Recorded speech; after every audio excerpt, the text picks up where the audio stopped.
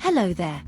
If you've been annoyed that my channel has turned into a trailer dumping ground after I quit PSO2, then you can rejoice, for I'll be shifting the focus of this channel to make real videos, just like before.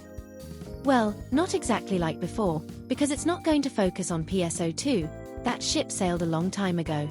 But it won't be exclusively about game development either. You see, I learned a horrifying reality about making games. Well, maybe it's just me for being stupid, as I did just kill the channel's momentum on my own terms and pretty much severed all ties like I became a hermit going on a pilgrimage, but Jesus Christ, game development feels so freaking lonely.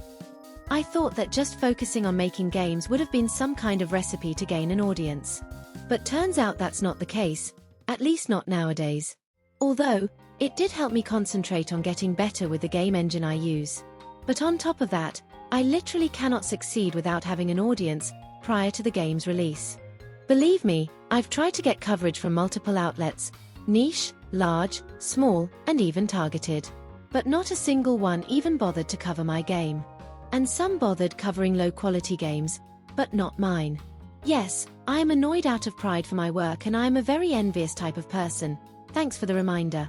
But of course, in the most dire of times, the indie publishers approach you, offering you tempting coverage and salvation, in exchange for a percentage of the sales. I'll admit, one of them was interesting, but I ultimately refused it, since I didn't think it was necessary for a simple game.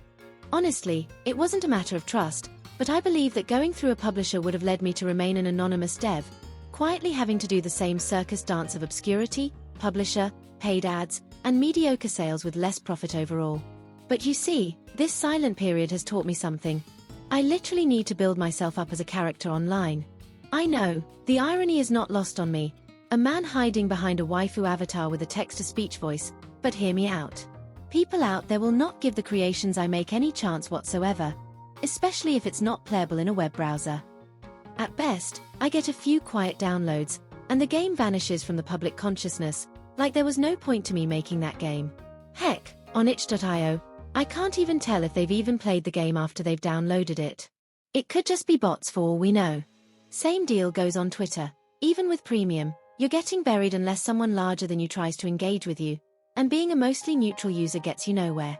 But on YouTube, well, it's actually still somewhat similar. But I did garner 2,000 subs from my PSO2 days. I could maybe work from that. And, as a YouTube addict myself, I've noticed that I've given a lot of smaller channels a chance, thanks to the recommendation system. And having an audience of both dedicated and loyal fans is a goddamn necessity these days. Nothing moves otherwise, just on an algorithm basis alone. I can totally see why Twitch streamers use viewbots. It's literally impossible to kickstart the momentum without initial viewers. So, what are my plans for the channel? Well, it won't be a trailer dump channel anymore. But I won't be making videos that are highly edited that last 2 hours straight either. That PSO2 collabs video was actually exhausting.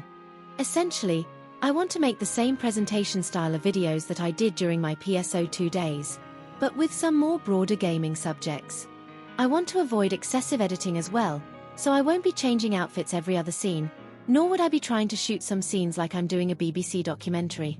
However, I'm not going to throw gameplay footage in the background and talk for 20 minutes straight either. If you've heard about Blue Panda, I think I'll aim for that kind of style, just with a lot less animation, and using still images to show things on the side, and with automation instead of pure animation. I do have a game to make after all. I'll be vague for now, and say that I'll touch on various topics on whatever interests me in that moment. I will also start talking a bit more about the games I'm working on, like I did with Hard Magic devlogs, before I went back to the drawing board and ultimate hiatus, just as I started work on a Craziest Castle. Maybe I'll use them as a vessel to talk about an idea or a concept, rather than just having it be a pure devlog. Actually, if you weren't aware about this yet, I have a game that's now on Steam. A Craziest Castle. For now, you can only download the demo from there. But since it's a small-scale game, I'll be trying to work hard on it the next 2 months to get it done by either April or May. Technically, 2/3 of the game are already done, but the last third needs to be worked on, and I also need to do a revamp of the middle half of the game. Not to mention adding new weapons, implementing achievements, secrets, Steam leaderboards, and so on. I also tried a machinima idea through YouTube Shorts, but I've decided to not pursue it further, not out of a lack of views, but more like it wasn't going to be a good analogy for game development, so that's been scrapped.